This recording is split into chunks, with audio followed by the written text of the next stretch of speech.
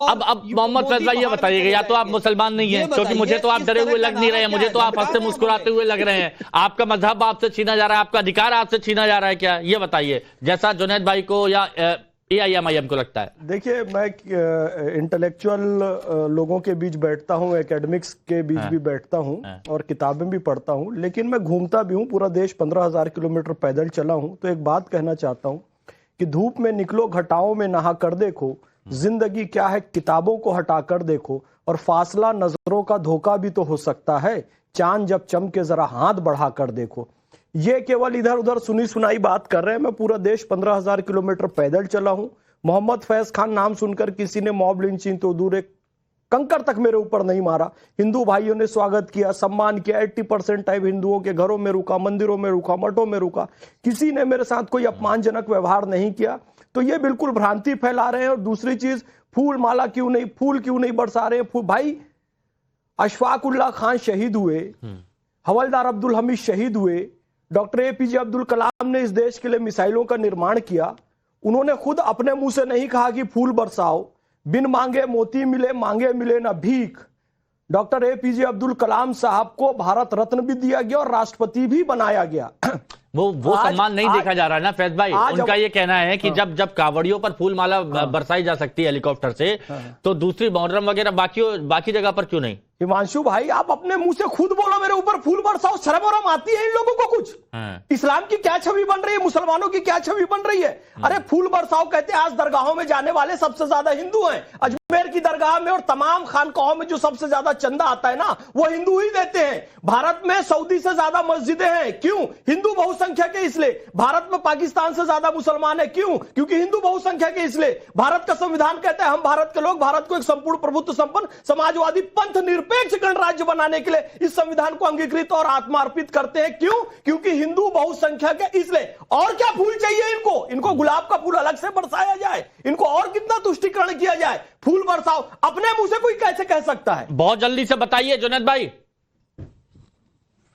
देखिए, फूल बरसाने के लिए नहीं कह रहे, इन्होंने कहा था अभी कि तो कहा भारतीय जनता पार्टी सबका साथ। पलट गए, देखो सुन लीजिए, अब देखो सुन लीजिए, सबका साथ सबका विकास का जो ये दावा ठोकते हैं, तो मैं ये कह रहा हूं कि जो एक्शन होते हैं वो शब्दों से ज्यादा मजबूत अपनी बात रखते हैं। तो अगर इनकी मंशा ऐसी साफ है, ये भेदभाव नहीं करते, तो ये अपने एक्शन से उसको दिखाते क्यों नहीं? तो एक्शन आंकड़े बता भी रहे हैं ना कि कितनी योजनाओं का फायदा मुसलमानों को मिल रहा है। इन्होंने एक बात इन्होंने मॉब लिंचिंग को लेकर के कही कि इनका नाम मुसलमानों का जैसा नाम है और ये फुल टहले, इनके साथ कहीं मॉब लिंचिंग नहीं हुई। तो क्या ये बात को कहकर भी झुठलाना 35%? अरे भाई, मुसलमान है, मुसलमानों के जैसा नाम नहीं है।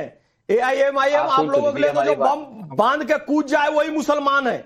जो देशभक्ति की बात करे, अखंड भारत की बात करे, वो मुसलमान नहीं है आप लोगों के लिए। अच्छा, एक पॉइंट ये आता है कि जुनैद भाई एक बात और बताइएगा प्लीज, फिर मैं कपिल जी के पास भी जाऊंगा। इसमें मैं ऐड कर रहा हूं, एक बात सुन, मैं ऐड कर रहा हूं कि अज़दुद्दीन ओवैसी इस तरह के शब्दों का इस्तेमाल, इस तरह की बातों का इस्तेमाल जानबूझकर इसलिए भी करते हैं क्योंकि जहां चुनाव लड़ते हैं वहां तो बत्ती गुल हो जाती है, लेकिन उनको अपना आधार भी बनाना है। और इस वजह से मुसलमानों के बीच में जाकर ऐसी बातें करते हैं कि आपके मजहब से आपको दूर किया जा रहा है, वक्फ में गैर मुस्लिम मेंबर क्यों बनाए जाएंगे, वक्फ बिल UCC मुस्लिम विरोधी है, ताकि उनका आधार बना रहे। कुछ लोग तो उनको पूछते रहे।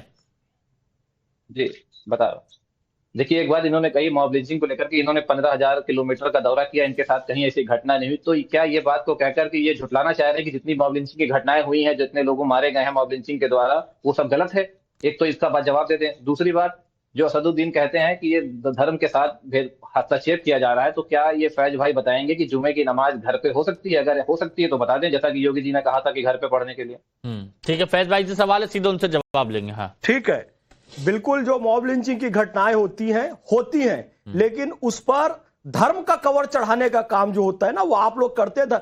हिंदू भी कितने ऐसे हैं जो मॉब लिंचिंग में खत्म हुए हैं, मुसलमान भी ऐसे हैं जो मॉब लिंचिंग में खत्म हुए हैं, लेकिन धर्म कि ये मुसलमान था इसलिए मारा गया, ये काम आप लोग करते हैं। ये मत कीजिए, उसके पीछे के कारण देखिए कि मॉब लिंचिंग हुई तो क्यों, और उन सबको सजा हुई, उन सबके खिलाफ FIR दर्ज की गई। और दूसरी मैं बात बताऊं, योगी जी ने यह नहीं कहा है कि जुमा है तो घर के अंदर नमाज पढ़ो, ना ही CO साहब ने कहा कि घर में नमाज पढ़ो, उन सब का ये बयान आया कि दिल बड़ा है तो घर से बाहर निकलो, धोखे से रंग लग जाए तो दंगा नहीं करना, और जो जानबूझकर रंग डालेगा मैं उस पर भी कार्रवाई करूंगा। ये पूरा स्टेटमेंट है, आप ध्यान से सुनिए। मैं एक चीज और कपिल जी, बस 1 मिनट का आपसे वक्त मांगूंगा। बहुत सारे लोग हमारे साथ सोशल मीडिया पे भी जुड़ जाते हैं। तो अनिल त्रिपाठी जी पूछ रहे हैं कि एक मेरा सवाल अजदुद्दीन ओवैसी के प्रवक्ता से कि अगर इन पर गुलाल पड़ जाएगा तो ये नापाक हो जाएंगे क्या? हो सकता है पुष्प बरसाए जाएं, उससे भी ये नापाक हो जाएं, क्योंकि कई जगह फूल और गुलाल। तो इसका जवाब दे दीजिए प्लीज प्लीज। अनिल जी का सवाल है ये।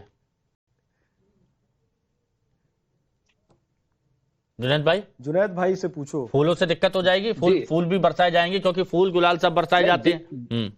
नहीं, दिक्कत किसी चीज से नहीं होगी। जो आदमी स्वेच्छा से अगर होली खेलना चाहे, रंगों से खेलना चाहे तो खेले। इमरान मसूद साहब का एक वीडियो आया, उन्होंने कहा कि क्योंकि वो होली से, रंगों से हालांकि परहेज करते हैं, लेकिन इस साल क्योंकि माहौल ज्यादा खराब था तो इसलिए वो निकल कर खेले।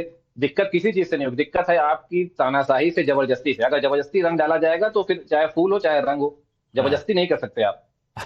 अब वो फूल अगर ऐसे डाला जा रहा है तो जबरदस्ती है कि नहीं है, ये भी अच्छा। के मिश्रा जी बताइए, आप जबरदस्ती मत किया कीजिए। मतलब समझ रहे हैं ना कि बेवजह जो प्रेशर बनाया जाता है, माहौल बनाया जाता है, अधिकारी जो बयान देते हैं, थोड़ा सा कंट्रोल उस पर करवाइए, ये कहना चाह रहे हैं। और यही इनकी भावनाएं आहत होती हैं। हिमांशु जी देखिए, ये भारत एक ऐसा देश है जहां पर कहा जाता है कि सच्चाई की एक अकेला देश है जहां हिंदू बहुसंख्यक है।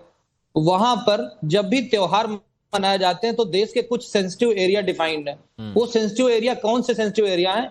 जहां पर भी मुस्लिम पॉपुलेशन 30% से ज्यादा हो गई है, 25% से ज्यादा हो गई, वो सेंसिटिव हो जाते हैं। आप ये बताइए, होली संभल में भी खेली गई, होली दिल्ली में भी खेली गई, होली पुरी में भी खेली गई, होली प्रयागराज में भी खेली गई। यानी मैं ये कह रहा हूं, जहां पर बहुसंख्यक हिंदू है, यानी कि जहां मुस्लिम पॉपुलेशन 10% से कम है, वहां कोई बवाल नहीं होता है। उसको सेंसिटिव एरिया डिक्लेयर भी नहीं किया जाता।